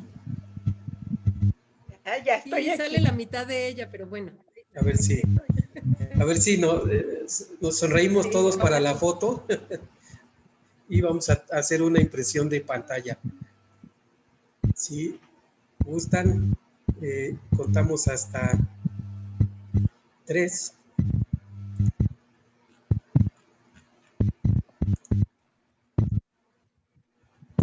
Y entonces vamos. 1, 2, 3. Listos. Gracias. Ay, No, pues denme nada más un minutito para agradecer a todos mis amigos que están ahí apoyándome y que ya les veo las caras. Muchas gracias. sí, muchas gracias a tus amigos y pues una disculpa a quienes se tuvieron que quedar afuera por esta intromisión que tuvimos al principio. Qué pena, de verdad, nunca nos había sucedido. Pero bueno, vamos a ver qué podemos hacer al respecto, porque si bien es cierto, pues queremos que el foro sea libre precisamente para llegar a más lugares y que la gente nos pregunte más cosas, ¿no? Pero bueno, tuvimos el desfortuno. Una disculpa para tus amigos y los amigos de todos, aquellos que se quedaron fuera. Y Marco, déjame hacer un reconocimiento muy especial. Está por ahí Abby Jiménez, ella está en Barcelona, entonces estar aquí acompañándome en la presentación son muchas horas de desvelo, entonces le quería agradecer también que esté aquí. Muchas gracias a Abby Jiménez. Sí, gracias. No puedo prender la cámara porque es de madrugada por acá, pero muchas gracias por la charla, ha sido súper ilustrativa. Ha valido la pena el desvelo. Son las 2 de la mañana por aquí.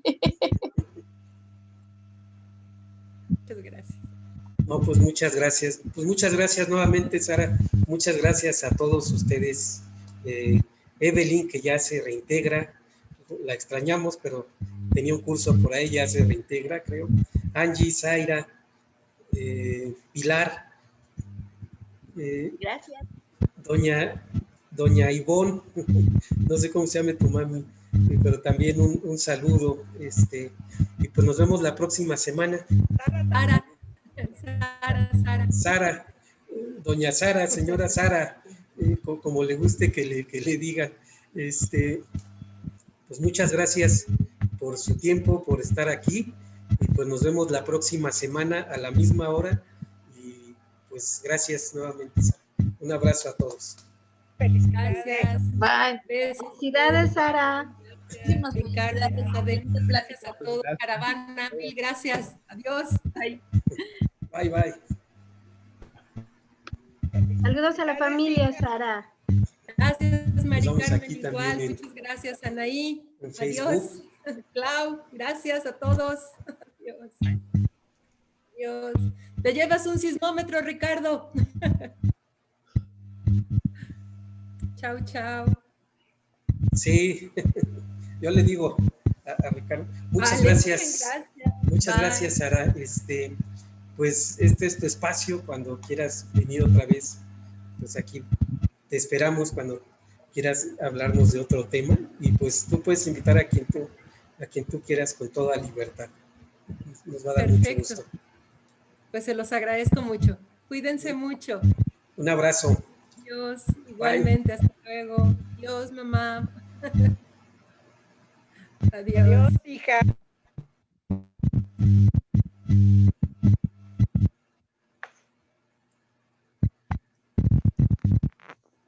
¿Ya se acabó? ¿Y cómo le hago?